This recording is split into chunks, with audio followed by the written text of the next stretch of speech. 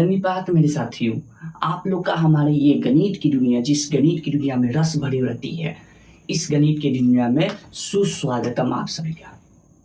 हम लोग जिस चैनल पे हैं, उस चैनल पे आप लोग को अभी पढ़ाया जा रहा है अध्याय 3 यानी कि चैप्टर 3, जो कि हम लोगों का ये था 2 चर वाले रैखिक समीकरण युग्म, जिसको सीबीएसई वाले लोग पढ़ते हैं इसी चीज को pair of linear equation in 2 variable. ये आपका इस चैप्टर का पार्ट 2 वीडियो है, जिसमें आप लोगों को बताया गया था कि ये हमारे कुछ आर्टिकल होने वाले हैं।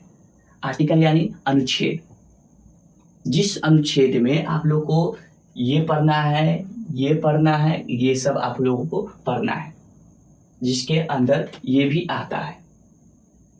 ठीक है, उसके बाद ये टोटल आर्टिकल आपका गया है 3.5। यहाँ तक ये अनुच्छेद है। तो इस अनुच्छेद में हर एक अनुच्छेद का बात किया जाएगा। इसके पहले वाले पार्ट में आप लोगों को बताया गया था कि ये सब के बारे में पढ़ना है। तो आज हम लोग शुरू करते हैं इस आर्टिकल से, इस अनुच्छेद से, जिसका नाम होने वाला है भूमिका, जिसको इंग्लिश में बोलेंगे इंट्रोडक्शन। तो विलंब न करते हुए हमारे इस दुनिया में डूबने और चलने का कोशिश करें। ये हमारी गणित की दुनिया, जो कि सीखने सिखाने से ही बहुत कुछ आगे हम लोगों को ले चलता है, बहुत आगे ले चलता है। तो so let's start this video.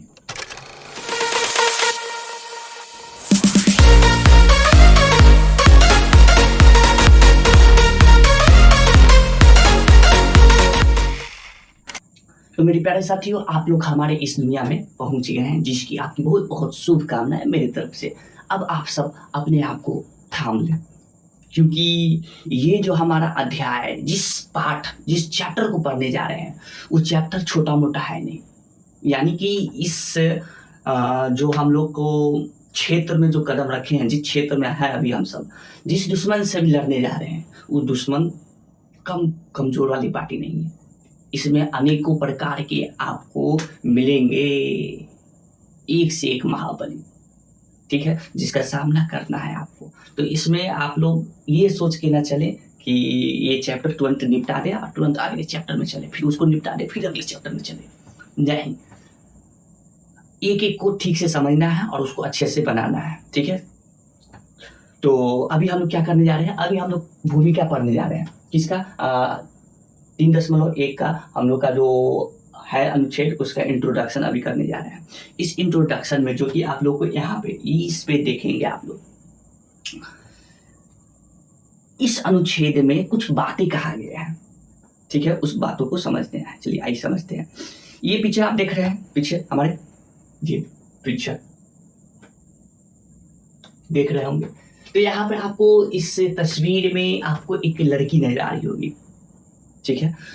सभी का मन करता है घूमने घामने का, इसको भी मन किया घूमने घामने, क्योंकि मेला लगा हुआ है वहां पे, ठीक है। तो अच्छी बात है, मेला है तो घूमना ही चाहिए, आपको भी घूमना चाहिए, हमें भी घूमना चाहिए, तो ठीक है। तो वो गई घूमने के लिए।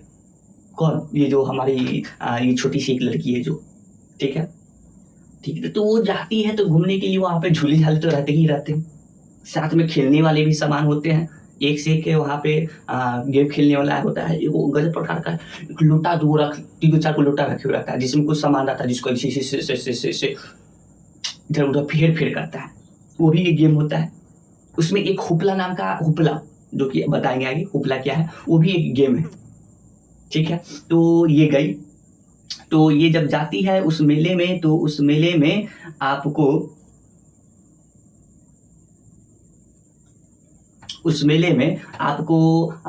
क्या क्या की और क्या क्या नहीं की, उसके बारे में कुछ बताया गया है। चलिए देखिए, यहाँ पे देखिए, अखिला अपने गांव के एक मेले में गई।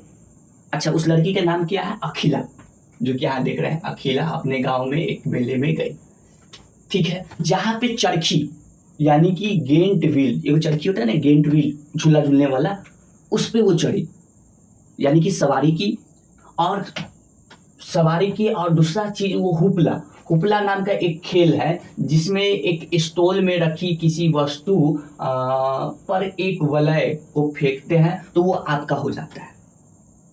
ये वो नहीं, इतना बड़ा गोल सा रहता है ये रिंग, ठीक। उस रिंग को क्या करते हैं कि बहुत थोड़े दूर पे, हमसे थोड़े दूर पे है ना, कुछ कुछ सामान रख देता है, ठीक है। कुछ कुछ कहने का मतलब खिलौना रख दिया, या फिर वहाँ पे पैसा रख दिया, या फिर वहाँ पे पुस्तक रख दिया, या फिर कुछ भी रख सकता है।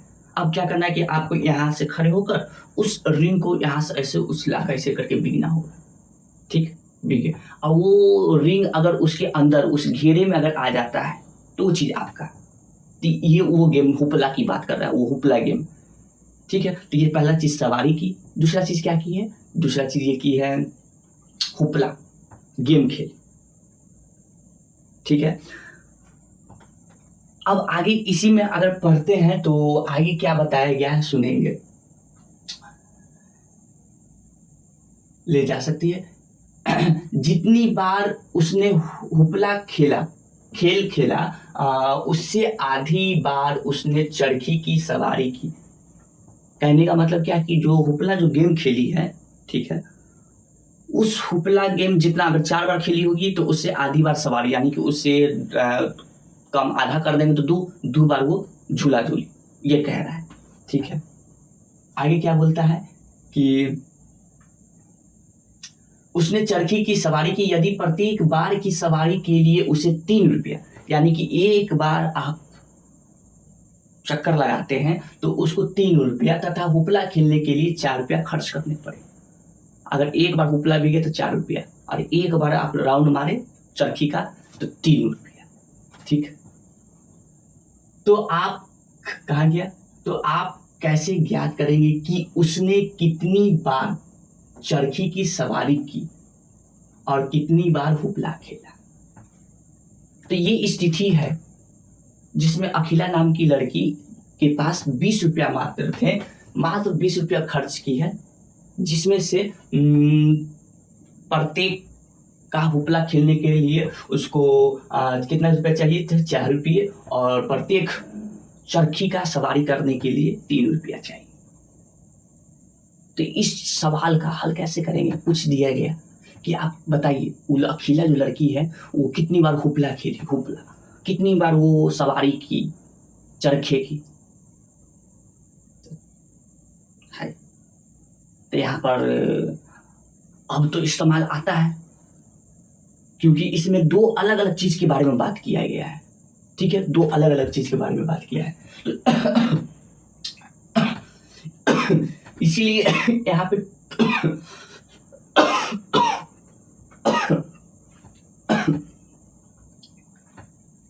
इसीलिए आप यहाँ पे देखेंगे तो यहाँ पे 2 चर लिखता है, 2 चर, यानी कि अलग अलग जो इसमें बात किया गया है, एक को कुछ और लेंगे, एक को कुछ और लेंगे, ठीक है। यहाँ पे 2 चर का इस्तेमाल किया जाता है और उस इस्तेमाल के जरिए उसका एक बनाते हैं समीकरण, ठीक। कैसा समीकरण बनाते हैं? तो वो भी रैखिक समीकरण बनाते हैं,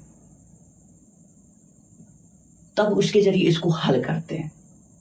तो यहाँ पर इसका कितना उत्तर होगा? इस लड़की ने जो खेला, जो झूला, इसका निकालना संभव है। तो संभव है किसके जरिए? ये हमारा जो तीसरा अध्याय है उसके जरिए, ठीक है, ठीक है। तो यहाँ पर अब आपको कुछ बनाने होंगे, कुछ क्या बनाने होंगे? 2 समीकरण बनाने होंगे। देखिए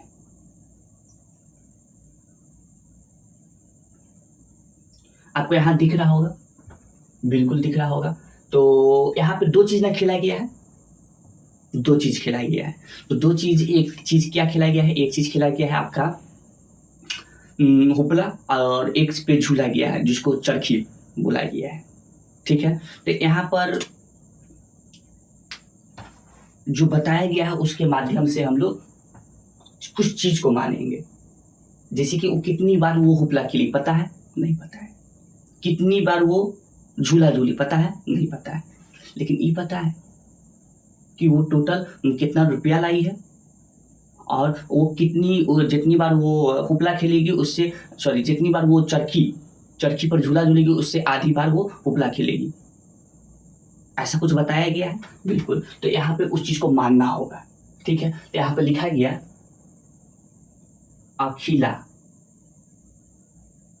अखिला द्वारा सवारी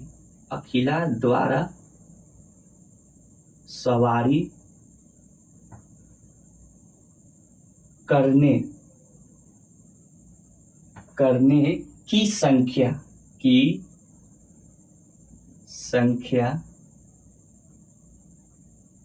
यहाँ पे क्या होना है, माना यहाँ पे लिख देते हैं, माना, ठीक है। माना अखिला द्वारा सवारी करने की संख्या x है, इज इक्वल टू x है,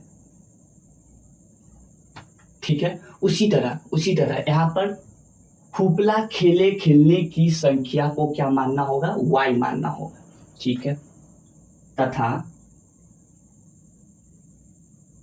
हुपला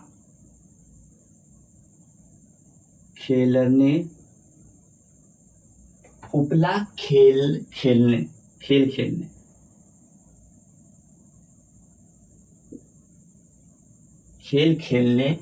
की संख्या इज इक्वल टू y है। देखिए, तो यहाँ पे दो क्या माने, दो चर मारे हैं, चर, एक चर x है, दूसरा चर y है। अब इस चर को हमको क्या बनाना होगा, समीकरण बनाना होगा, इक्वेशन बनाना होगा, ठीक है। तो बनाते हैं। तो यहाँ पर एक चीज बात कहा गया है, देखिए यहाँ पर क्या कहा गया था, प्रत्येक बार की कहेंगे यहाँ पर जितनी बार उसने हुपला खेला उससे आधी बार चरखी की सवारी की। जितनी बार हुपला खेला जाएगा ना उसके आधा बार सवारी किया जाएगा। तो हुपला को क्या माने हुए हैं, वाई माने हुए हैं। तो इसको हम क्या लिखेंगे, प्रश्न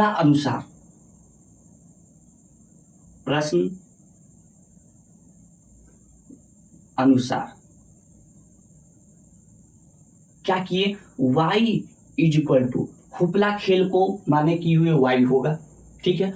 ये जितने बार भी खेले, ठीक है, उसका आधा क्या किया जाएगा, सवारी किया जाएगा। तो सवारी को क्या माने हुए हैं, x माने हुए हैं। तो इसको x को गुना कर देंगे किससे, 1/2 से, ठीक है। तो ये जो हमारा जो समीकरण बना, ये पहला समीकरण बना, ठीक है, बिल्कुल।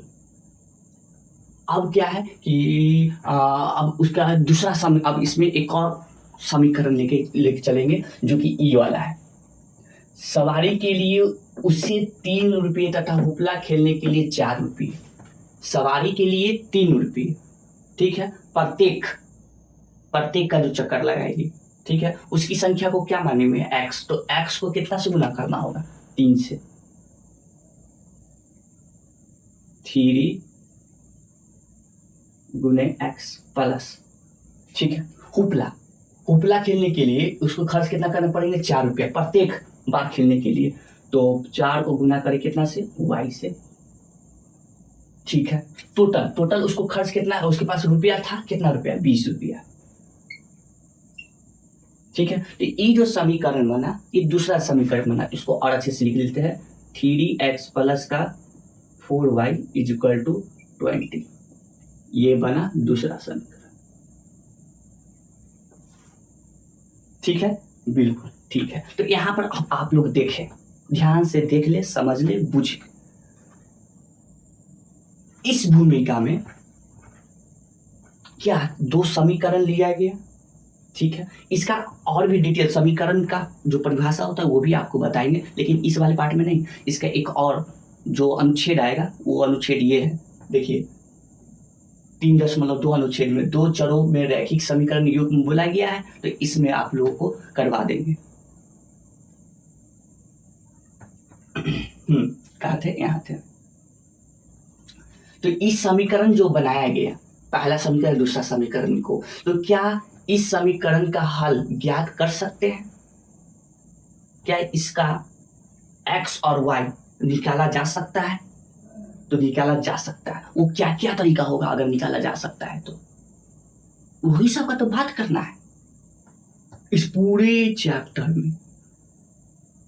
तो इसीलिए ये लंबा होने वाला है, तो इसलिए दिल थाम ले, पेन थाम ले, कॉपी थाम ले, सब थाम लीजिए। इस बार सोच के चलिए कि अब इसमें पूरा 1 महीना बिता लो पढ़ते पढ़ते, इसको मजा आ जाएगा। इस बात को समझे?